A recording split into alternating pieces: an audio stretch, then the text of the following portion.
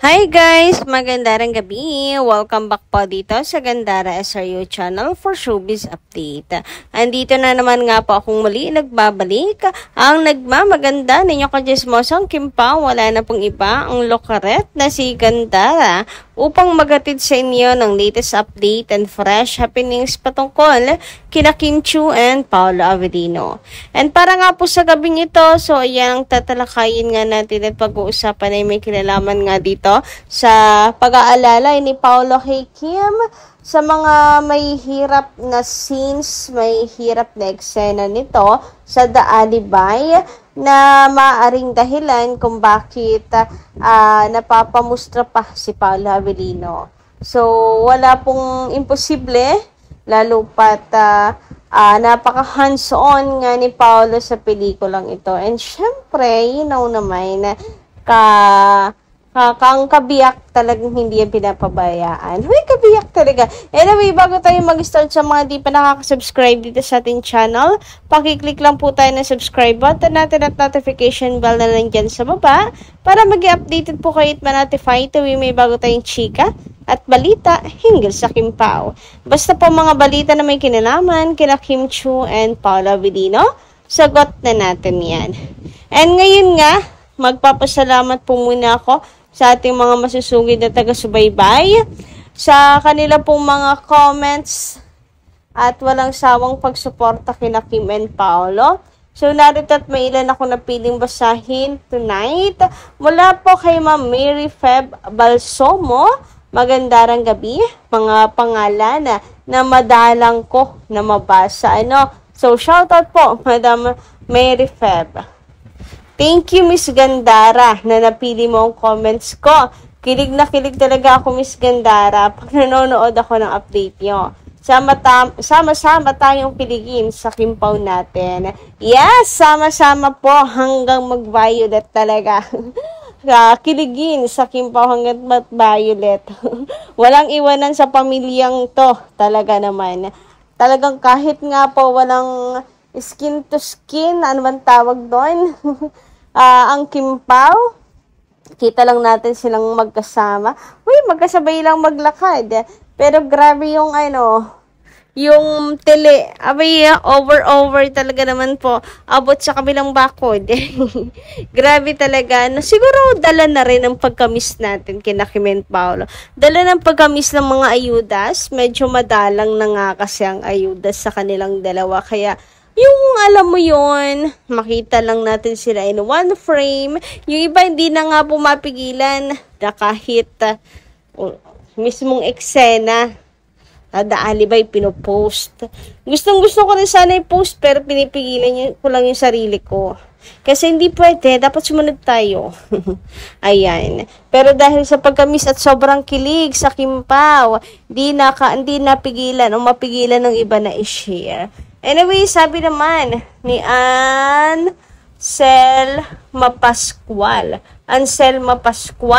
magandang gabi, grabe. Ang daming mga bagong pangalan kung nababasa at nakikita. Grabe naman nga, kaganda ng aking gabi. Maraming salamat po, ibig sabihin marami nang napapadpad dito sa ating channel. Marami pong nadadagdag sa atin pong bilang na Kim Pao fans. Anyway, sabi niya, good. All is well. Nice to see Kim and Paolo. And now, breathing well. They are now happy and chose to be together. God bless you both. Huy, grabe yung mga comment ngayon. Ang sasarap basahin. Alam mo yun, sawang-sawa na ako dun sa mga comment tong nakaraan. Gandara. Sigip ng dibdib ko. Gandara. Hindi ako mapakali. Kamusta? Gandara. Anong nangyayari sa Kim Pao? Nalulungkot ako. Bakit may tampuhan? Bakit? Gandara. Sana hindi totoo. May nabasa na naman akong ganito. Puro ganyan. Nitong nakaraan. Pero syempre, valid naman yung emotions natin, opinions, bilang fan, may nasasaktan, nagiging masaya, kinikilig, lahat na ata. Kaya, medyo, na ganun yung puro ganon yung nakaraan natin na napag-uusapan. But at least ngayon, di ba, unti-unting napapalitan na yung mga comment natin. Happy and good vibes naman ngayon. Parang ngiti ni Kimi, ang bungis-ngis na si Kim Chiu, muli ulit nating nakita, hindi ba? At nasilayan. Anyway, sabi naman ni Ma'am Rosemary Jano, maganda ring gabi. So, ayan, from regular nating regular nating commentors. Sabi niya rito, maganda ring gabi, Ma'am Rosemary Jano, no? Sa narinig ko, Miss Gandara, kay Miss Mildred at Marisol Academy, this is legit as they are showbiz reporters. Paolo and Kim will have an upcoming movie after The Alibi with Direk Olivia Lamasan and its drama movie. Inuna lang daw ang The Alibi and there is no changes with their plans, and according naman ni Kuya Romel, that there are lots of producers na nagtatanong sa kanya paano kukunin si Kim and Paolo para gawa ng movie, and he said just contact Star Magic kasi under sila ng management ng Star Magic. And sa Abante kay Ray Pumaloy, tinanong siya if Paolo magkakaroon ba daw ng ibang leading lady. Sabi niya, wala daw siyang narinig na ganon. Wala daw siyang alam tungkol dyan. In my opinion, Gandara, pag umayaw na si Paolo kay Kim, doon na siguro siya magkakaroon ng leading lady na iba. Kasi there was one interview sa What's Wrong with Secretary Kim. May media con sila. May pinilabas na picture ang Star Cinema together with Kim. Si Kim lang, wala si Paolo. Fans assumed at the time na may movie gagawin si Kim si Star Cinema, pero hindi daw si Paolo kasama niya. Kaya medyo nagselo si Pao nung in-interview ni MJ Felipe sa tanong na may upcoming project pa ba sila after What's Wrong with Secretary Kim. Sabi ni Paolo kay Kim, di ba may gagawin ka sa Star Cinema? Nakita ko pinost ni Sir Gazmin. Tinawanan siya ni Kim. Sabi ni Kim, gusto mo pa ba ako makasama? Sabi ni Paolo, willing daw siya. Basta iba naman ang kwento. Ayaw daw niya ng paulit-ulit. Tapos may clip na pinalabas. Sabi niya kay Kim, ako lang muna. Tawang-tawa si Kim. Hindi naman daw siya mapapagod makatrabaho si Kim. Parang hindi na tuloy kasi may picture, pumirma na si Kim doon. Instead, movie nila ni Paolo, ang My Love Will Make You Disappear, ang ipinalabas. It was maybe because of the fans. Daming gustong magkaroon sila ng movie. Medyo sad na din kasi si Paolo na magkakaroon ng movie sa Star Cinema. Si Kim, hindi siya ang leading man. Buti na lang, hindi natuloy. O, diba guys, si Paolo na yung nagtampo para nakaramdam ng pagtatampo na si Kim ipapares sa iba. Tapos siya pa, mangunguna na ipapares sa iba.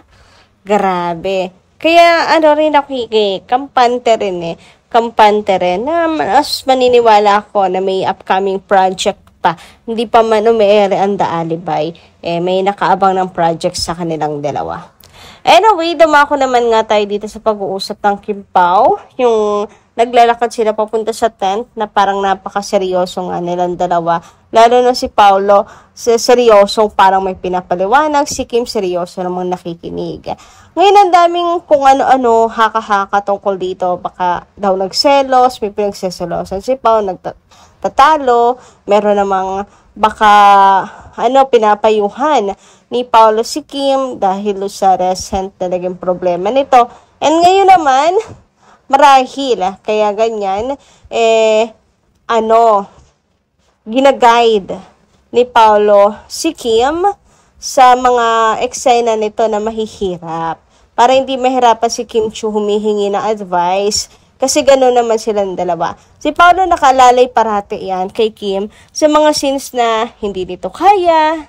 Ayan, si Paolo kasi full of word of wisdom tulad ng sinabi ko sa inyo.